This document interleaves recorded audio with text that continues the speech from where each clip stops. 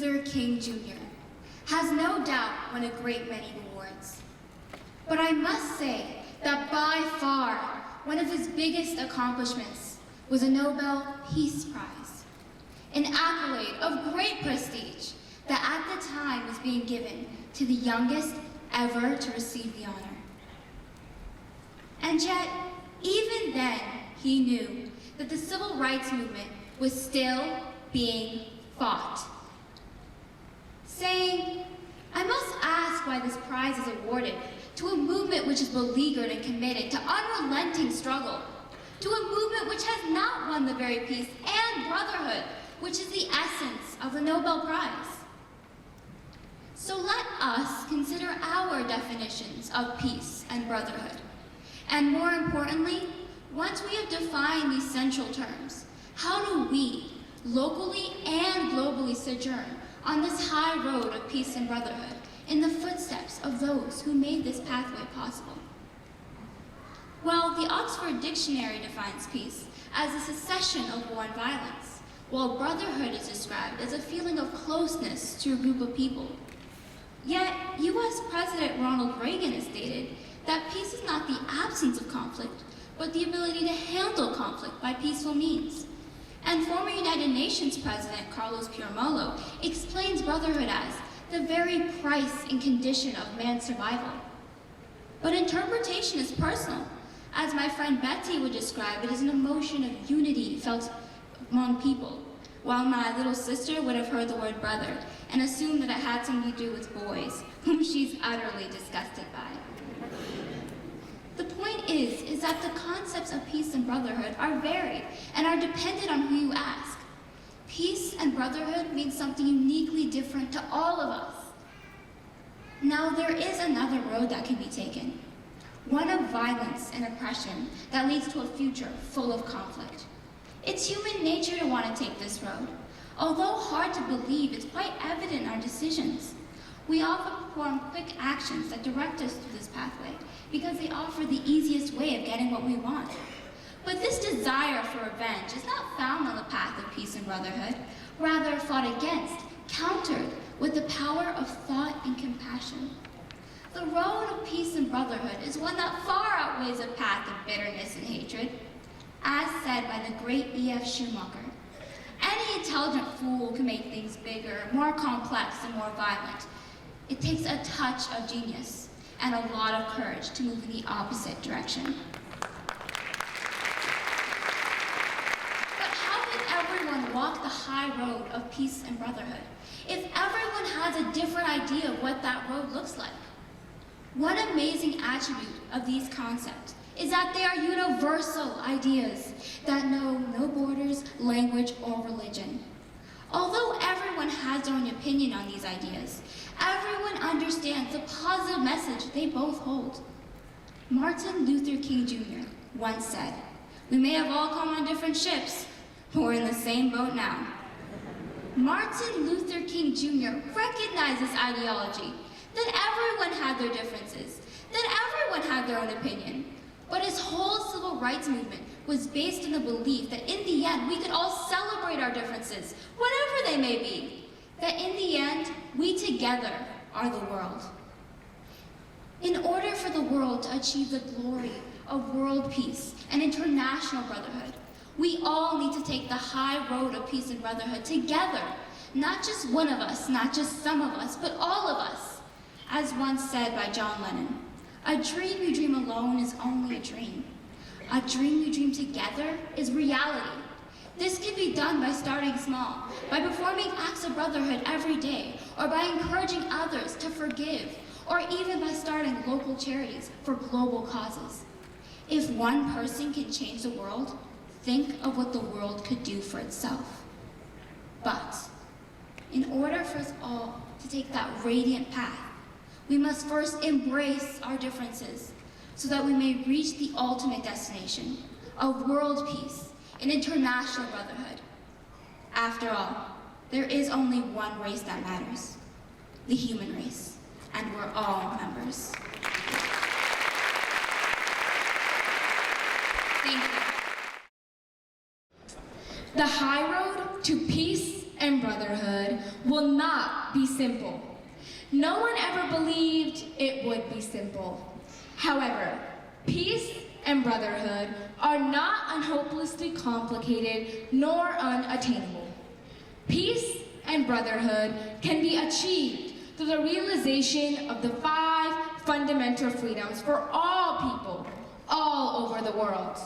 They are freedom of speech, freedom of religion, freedom of mind, freedom for the environment, and freedom from fear.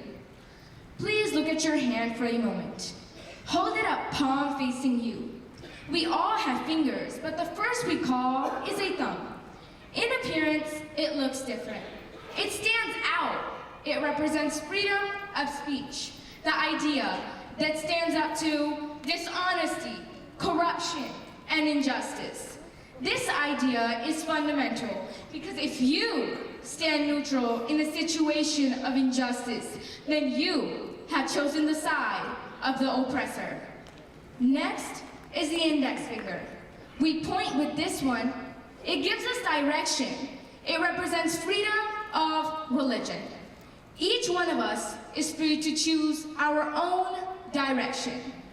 Third is the middle finger, the longest of all. It represents freedom from want, the long road of existence, where there will be food, water, shelter, and education for everyone, no matter where they may be on that road.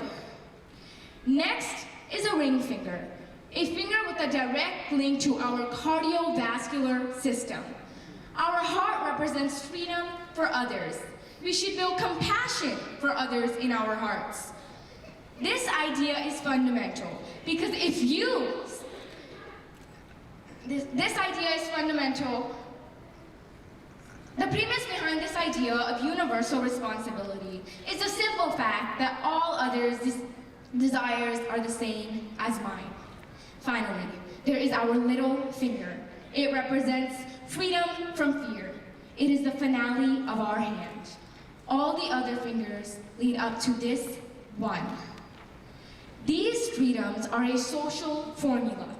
If we, the people of the international community, have created a social order whereby all people enjoy these freedoms, we will create a lasting peace and brotherhood. Remember that you never asked for your hand. It was given to you. Your rights are the same. Every day we are confronted by the same sad news. Violence, wars, crimes, and disasters. Even in these modern times, it is clear one's precious life is not safe. No former generation has had to experience so much devastating news as we face today. I am sure many of you share my concern about the present moral worldwide crisis.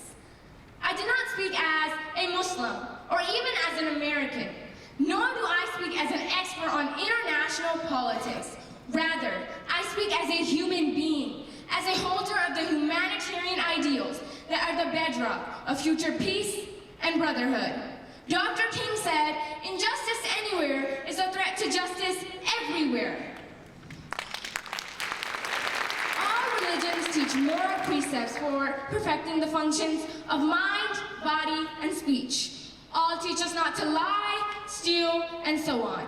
Yet the Islamic State of Syria and Iraq, better known as ISIS, is not representing the faith of Islam. They have misappropriated and misinterpreted the verses of a sacred book and are using them to justify beheadings. We as global citizens must be aware of culprits that may be found in every religion. There are 2 primary tasks of religion that must be accomplished to reach a state of peace and brotherhood. First, we must promote better interfaith so as we can create a workable degree of unity among all religions. Second, we must bring a viable conscience on basic spiritual values that touch every human heart and enhance general human happiness.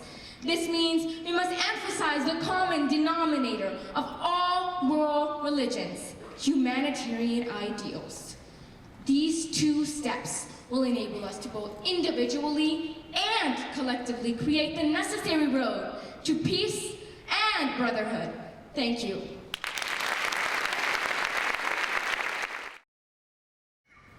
Eleanor Roosevelt once said, "It isn't enough to talk about peace. One must believe in it. And it isn't enough to believe in it. One must work at it." The responsibility for peace is bestowed upon each and every individual in this great nation and world. Peace, like so many other things, is a two-way street. It is the very embodiment of the maxim that we all heard as children: do unto others as you would have them do unto you. The road to peace begins as we are on the on-ramp to the highway of human dignity.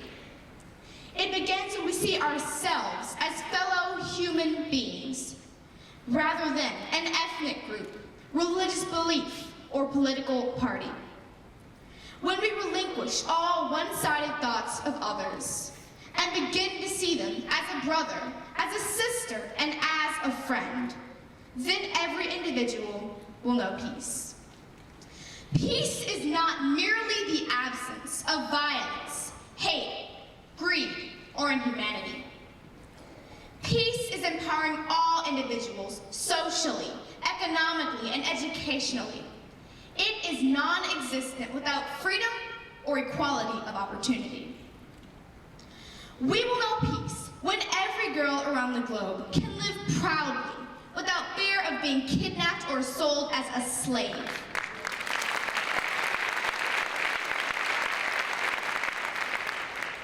In the same society where we are so advanced that we can print 3D objects and map the human brain, we are unable to provide basic human rights to millions of girls around the world.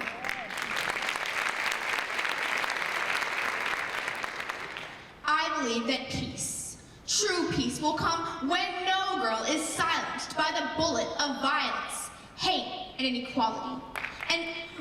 And all individuals, male and female, are treated with dignity and respect and given equal opportunities to prosper.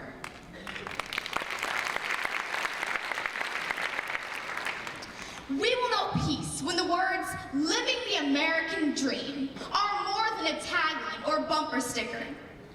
Worldwide, America is the symbol for freedom, and yet we are not all truly free.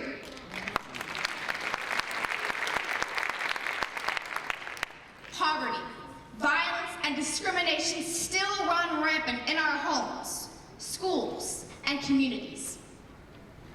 In the land of the plenty, 16 million children live in poverty, many without access to basic necessities like shelter, food, and clothing. No child should have to worry about where their next meal is coming from.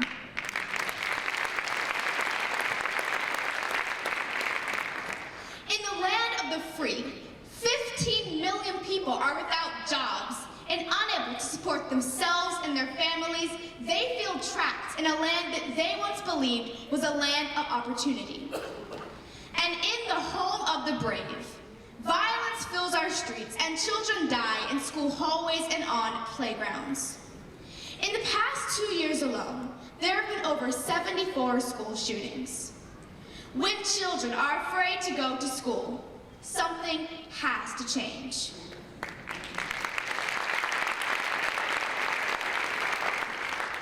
Our country and society as a whole now has an essential choice to make. Will we pursue peace, equality, and justice? Those who came before us have asked these questions, and our generation will be the one to answer them. As Dr. King once said, life's most persistent and urgent question is, what are you doing for others? We must now rise above our personal problems and face the situations of our society. As proud citizens of this great nation, we can each take the high road to peace, a road less traveled, but most rewarding. It's not an easy path. It takes work. We take the high road to peace when we speak out against gender inequality, poverty, violence, and discrimination. We take the high road to peace when we are of service to others and share our knowledge and our wealth. And we take the high road to peace when we demand justice and commit ourselves to goodwill towards all people.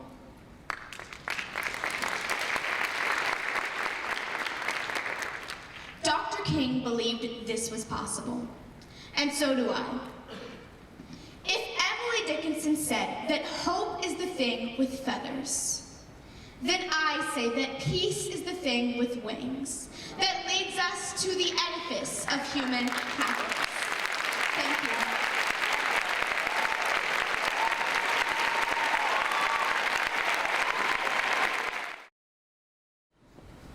Two roads diverged in a wood, and I took the one less traveled by, and that has made all the difference.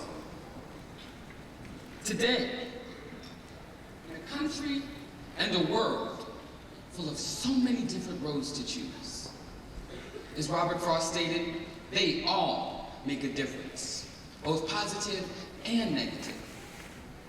The hardest part, however, will always be deciding which road to choose. And in life, when identifying our own paths, we must do as we do with any ordinary road, street, or pathway. We must first try not to go alone. Then we need to look for signs. And then finally, we must never turn back on our decision. So these 3 steps will ensure that we make the right turn in order to not be left behind. So taking the high road involves bringing others to a solution. Notice I didn't say go with others to face a problem. Now when we go out, our parents often tell us, don't go by yourself, or ask, are you going with other people?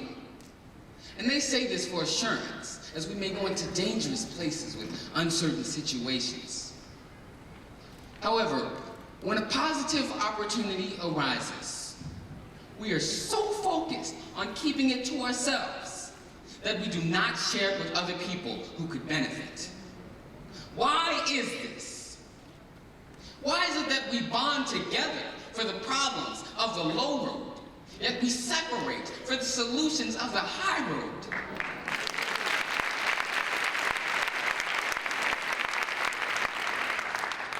I personally feel that this is because we've become more of a reactive society than a proactive society. We don't ever take action until it hits home. But we cannot wait for someone else to start the movement. We cannot wait for people close to us to be put in harm's way for us to do what's necessary. We cannot wait to join a group for change because we have to be the group for change. We have all the tools that we need right here in our community. All that we need is people who are willing to put their hands to the plow. People who are willing to work, to love, to change together. No longer can we take a detour around the high road of brotherhood. So once we join together on our decision to take the high road, we must then collectively, as a community, look for signs that point us in the right direction. Now, during the Civil Rights Movement, signs were highly influential components of peaceful protest. Through signs that might have read, "Civil rights for all," or "I am a man," people's voices, their opinions, and their ideas could be easily identified. You can understand what their goal was, or if you will, where their road was going. Now, by the same token, today, when we're faced with a diverging path in the woods of life, we must also look for signs that point us in the right direction. And we have so much information that we need to use to our advantage today.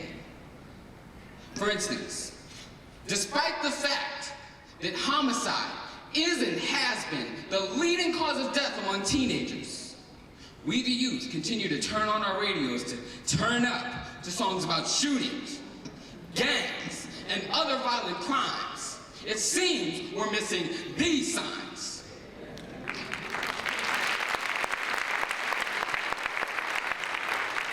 Despite the fact that we the youth can come to school consistently without our materials and unprepared to learn, we can show up to a school, to a store, prepared with our materials to pay $200 and even $300 for shoes.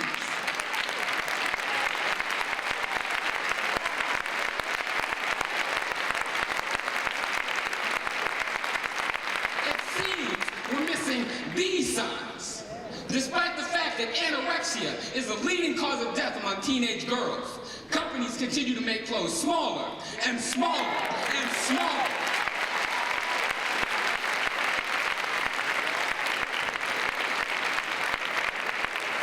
Including the new 000 from J. Crew. It seems we're missing these signs. And despite the fact that millions of Americans every single day continue to blame the government for not representing their points of view and their ideas, America ranks, our country ranks 120th in the world when it comes to voter turnout.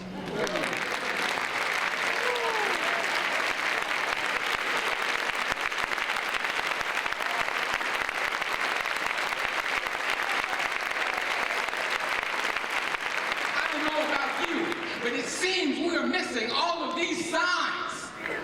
Why is it that we can't pay attention to this information? It's right here for us to use.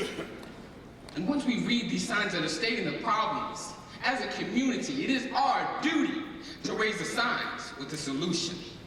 We need to surround ourselves with a pants-up environment so we don't have to trip and fall.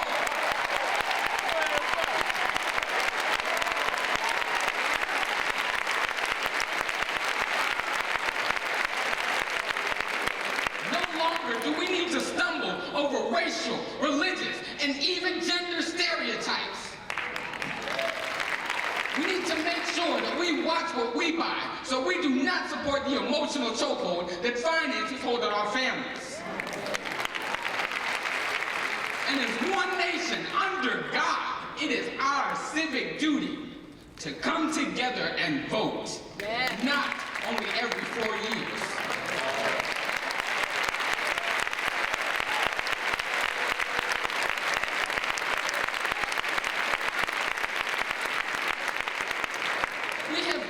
Come together, stay aware, be alert, be the difference. Because as Dr. King said, nothing is more dangerous than sincere ignorance and conscientious stupidity.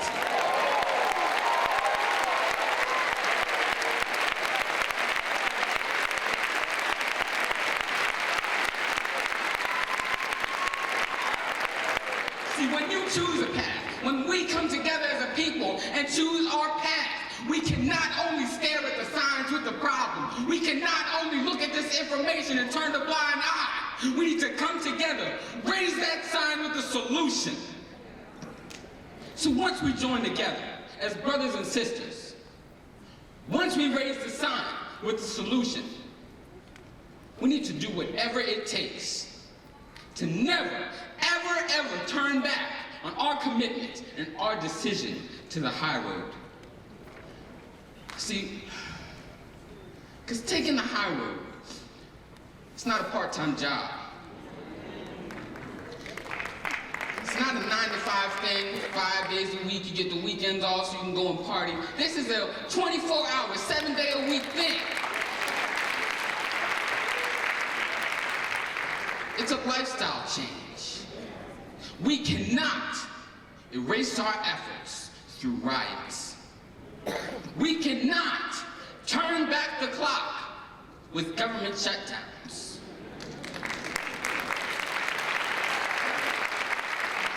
We cannot possibly when we're denying others entry into our country to succeed. As greatly mentioned by Dr. Keith Savage, why is it that as Americans, we're so upset when people come into our country to live a successful and prosperous life than we are when we invade their countries to outsource our jobs? We are the ones to fix this. We are the ones with a duty to fulfill. You cannot make a U-turn on the high road because it's not about you.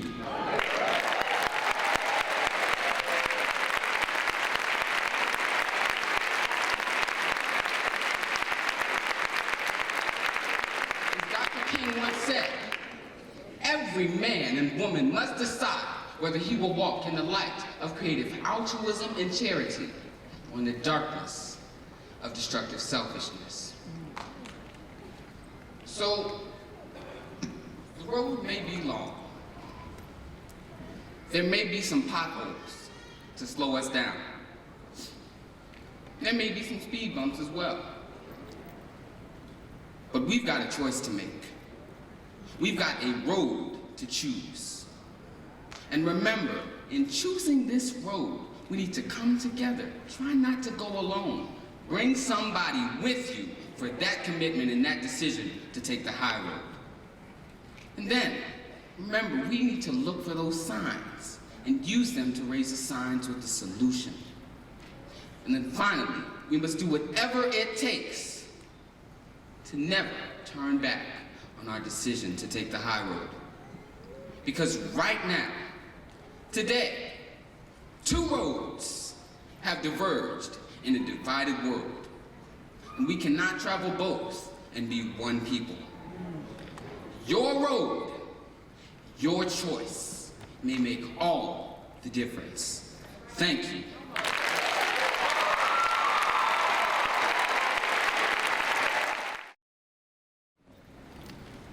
September 15th, 1963. 4 girls. Addie Mae Collins, Cynthia Wesley, Carol Robertson, and Denise McNair were killed by a bomb in the 16th Street Baptist Church in Birmingham, Alabama. The girls were in church when they were killed. 3 days later, Reverend King gave a eulogy for these young girls. In the midst of the horror and despair, Reverend King cautioned against the desire to retaliate with violence and said that we must substitute courage for caution. During this eulogy, as Dr. King emphasized so much during his lifetime, he encouraged us to act, to be engaged, to have the audacity and the courage to do what is right. He hoped that the girls' tragic death would lead from the low road of man's inhumanity to the high road of peace and brotherhood.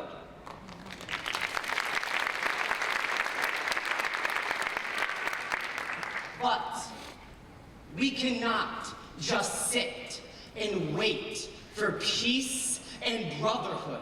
As President Obama said, we are the change that we seek. We must act. We must engage ourselves. We must all walk the high road, or we will never achieve peace and brotherhood.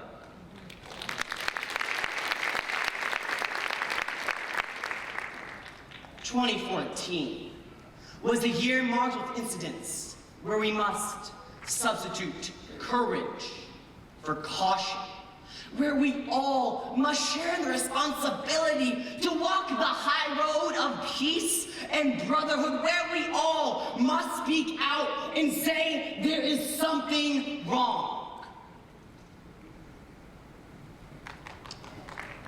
LeVar Jones in South Carolina was shot when he reached inside of his car to get his ID. Tamir Rice, a 12-year-old boy, was shot and killed in Cleveland, Ohio.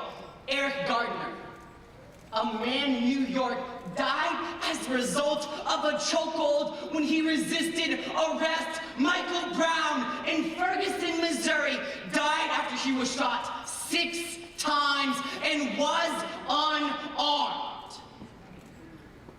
What is wrong with us? What is wrong with us when a young man cannot hold Skittles and iced tea without being attacked by a neighborhood watch volunteer? What is wrong with us when a 12-year-old boy is shot and killed when he is holding a toy gun on a playground? What is wrong with us when a young man is shot when he reaches for his ID?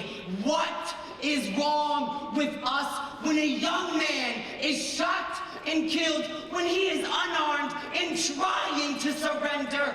What is wrong with us when a man says he cannot breathe and not one of the 4 officers who surround him stop the illegal chokehold? Yeah.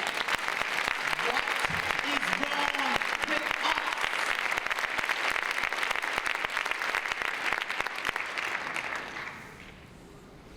A bomb killed those 4 girls in 1963 in Alabama. A gun wounded LeVar Jones, killed Trayvon Martin, Tamir Rice, Eric Gardner, and Michael Brown. Different people, different circumstances, but what is the common denominator here? Discrimination. Police may have held the gun, but discrimination pulled the trigger.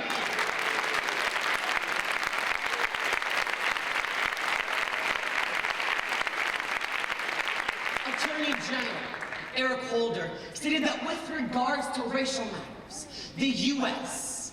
has always and continues to be a nation of cowards. What is wrong with us? Dr. King said, injustice anywhere is a threat to justice everywhere.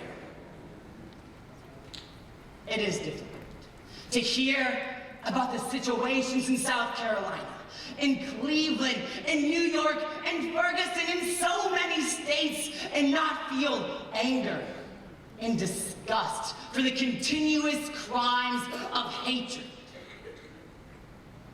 How did Dr. King look at the killings of those 4 young girls and give such a heartfelt eulogy calling for forgiveness? How did Dr. King choose the high road of peace and brotherhood? There is only one answer: faith.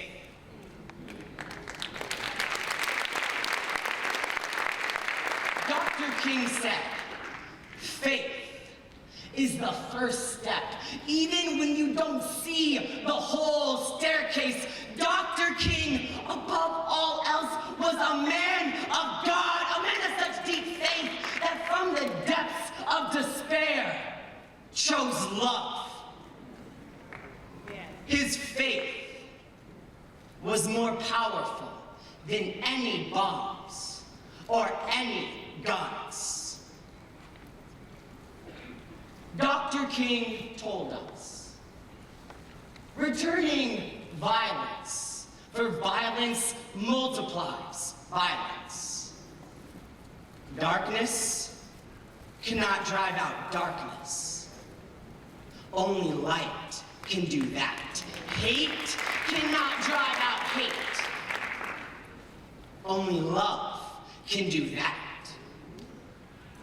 During the eulogy for the 4 girls killed in the 1963 bombing, Dr. King asked the parish to turn from the fatigue of despair to the buoyancy of hope. The time is now to live the words, to not be cowards, to realize that Dr. King's call to conscience was not only to those members of the Baptist Church in Birmingham.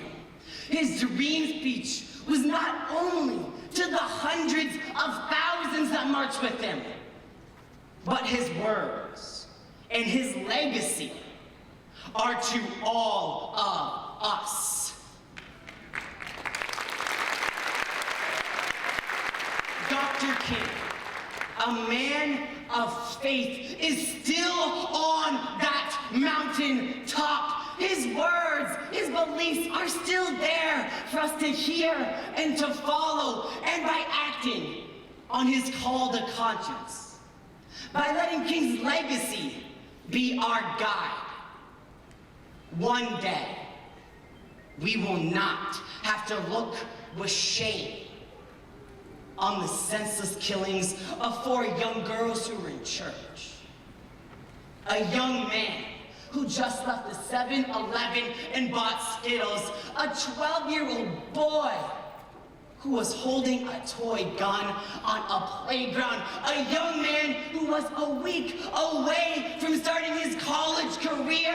And an asthmatic man who told the arresting officers he could not breathe. And one day, the people who perpetuate these crimes cloaked in discrimination will be held accountable by our justice system.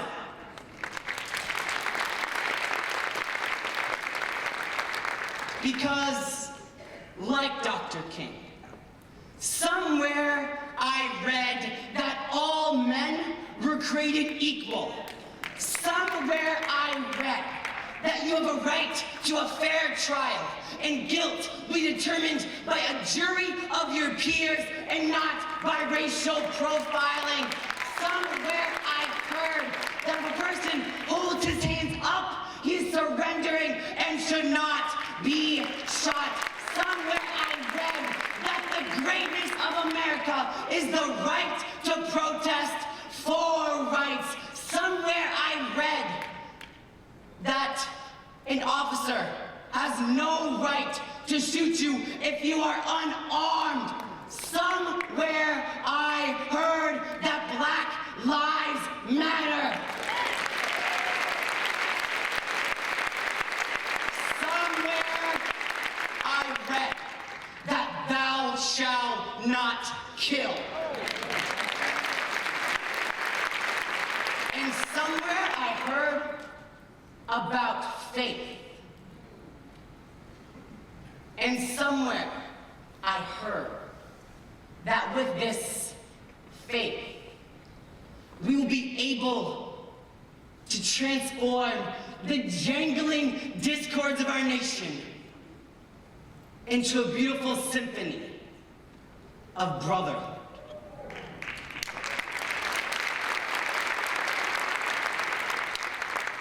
Dr. King gave us his dreams. He left us with the most powerful arsenal we could have. His words and his beliefs. Let us not be a nation of cowards, but a nation of people with conviction, with a sense of conscience. Let us open our hearts and our minds. Let us have the faith to keep on forgiving, to keep on believing, to keep on keeping on, and take the high road towards peace and brotherhood. Addie Mae Collins, Cynthia Wesley, Carol Robertson, and Denise McNair. It's so important to remember the names of those 4 young girls. We need to put a face to this senseless violence. We need to step closer and engage ourselves, because once we do, once we stop thinking of the 1963 bombings, the 2014 shootings, the situation in Cleveland, the situation in New York, the situation in Ferguson as someone else's problem, or the problem out there, we will take the steps to transform tragedy into meaningfulness and take the high road towards peace and brotherhood. For as Dr. King said, our lives begin to end the day we become silent about the things that matter. So let's make some noise. Let's make a difference. Thank you.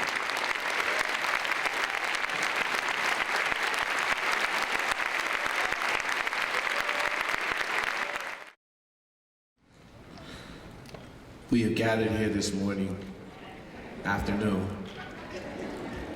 acknowledging, remembering, and celebrating the dreams and works of Reverend Dr. Martin Luther King Jr. We have gathered here in support and fellowship of our young people who have used the beautiful gift of speech, traveled through one of God's greatest instruments birthed in man, called a voice. These voices have professed to you the power of peace and brotherhood. These children of God have shared words that I pray have enlightened you. But I come by this morning with a different song of peace. A peace that surpasses all things of the earth. A peace that provides comfort in its truth and powerful ability. A peace that money, woman, or man cannot provide, but a peace that seizes wickedness and cruelty. I searched long for this peace. I gazed timely for this peace, and I come by to share to you the good news that I have found this peace. Yes, this peace, while young lives are taken and innocent children are murdered. Yes, this peace, while corruption lies in our system and justice, yes, is still a fight. Yes, this peace, while gang violence is on the rise and poverty still exists. Yes, this peace, while the life of a dog has more value than a black man, and yet I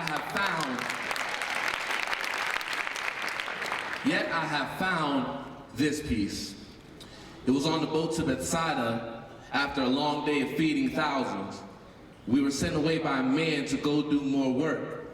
While journeying on the boat, we noticed the same man walking to us on the water our boat was on. And as the man drew closer, I heard the voice of him, for he said, "Don't be afraid," in his high. And then good old Peter said, "Lord, if it's you, tell me to come to you on the water."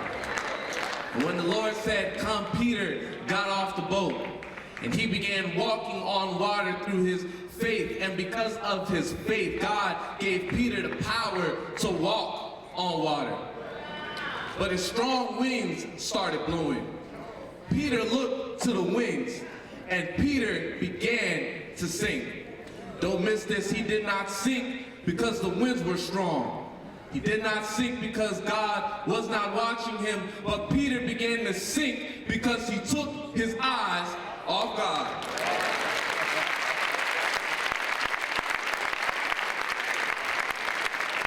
My song is not ashamed to sing to you the story of a country that has sunk because we took our eyes off God.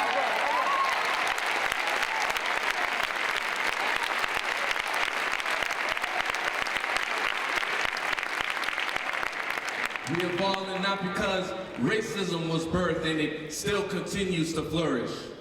We have fallen not because injustice continues to spread through the streets of our country. And hear me well when I say this, our problem is much bigger than gun laws and gang violence, Ebola, world terrorism, human cruelty, police brutality, gay marriage laws, inequality, or to some, a black man being in office. Yeah.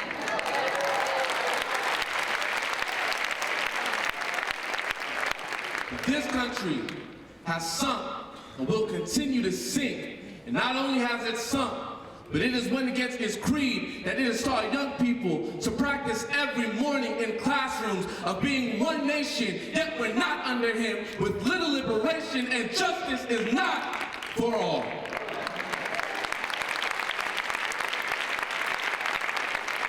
Hope won't be seen watching Fox 5 or CNN News. The peace isn't permeated in large quantities of dollar bills and Benjamins. In fact, money has a way of bringing you more pain and problems than it does peace and happiness. You've got to look a little deeper than daily inspirational Instagram posts and horoscopes. But the only peace that exists comes from one source alone. Can I tell you about this source? It was this source that allowed MLK to remain calm in the war zone. It was this source that allowed Noah to overcome the calamity of the flood. It was this source that, with the disciples on the lake when the winds started blowing and the storms began to rise. In fact, this source has so much power that he stood up and said, "Peace, be still."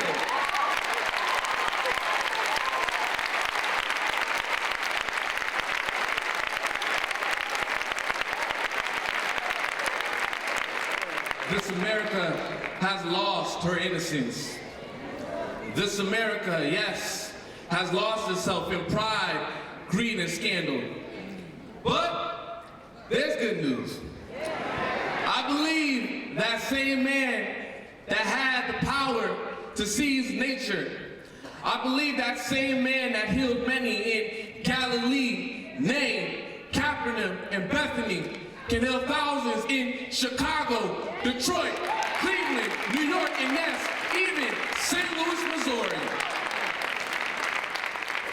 I believe that same man that rejected corrupt church officials will cast out these fake, false politicians and fraudulent lawmakers. I believe that same man that released slaves out of slavery and Israelites out of bondage in Egypt and Jews from the Holocaust can free the people of this America that have become slaves to sexism, fashion, money, wealth, society, acceptance, and acclaim. That if he had enough power to seize the cries of nature, then he has enough power to seize the cries of his children. This America has turned away from God. This America, yes, all of us have fallen short of the glory of God. But God has said something for this America. In fact, I'm going to tell you what it is in order for change to happen in this America. The Bible says, if my people who are called by my name humble themselves, pray and seek my face, don't miss this part, and turn from their wicked ways.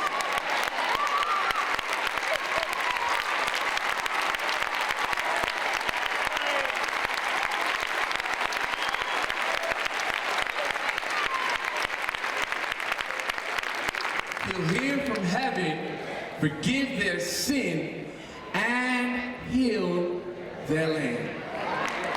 Now, I must take my seat, but before I sit down,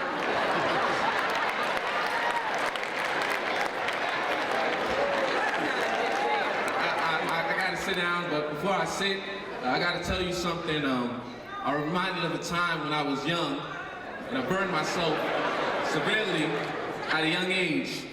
And when I burned myself, it was because of disobedience after my father gave me instructions to stay away from the iron. But you know, when you're young, you're so curious. So I burned myself being around the iron. And I'll tell you, it was a lot of pain. And I tried to hide the pain because I was scared of the punishment that I might receive from the disobedience that I gave my father. But anybody knows that when you try to hide pain, pain reveals itself a little more. And so while trying to hide the pain, it finally came to a point where pain was too much to bear. And so I went to my dad and I cried to him and addressed to him what I had done. And all my father could tell me was, "Oh, I knew." And I asked him, "What do you mean you knew?" He said, I could tell you were hurt and I can tell you were in pain. And I said, yeah, but Dad, I was too scared to come to you because of the punishment I might receive. And he said, son, listen, you might receive a little punishment because of your disobedience, but my love for you is so greater. I look past the punishment and see the healing that you need. Okay, some of y'all missed this, so let me make it plain. My Father, which is in heaven, this America has burned themselves. This America has hurt themselves. This America has turned away from God. But my Father, which is in heaven, has said, when my people who have hurt themselves will humble themselves, who are in pain will pray and seek my face, who have dwelled in wrongdoing will turn from their wicked ways. Reverend Howard John Wesley would say, the Bible says, he'll hear from heaven, forgive their sin, and heal their land.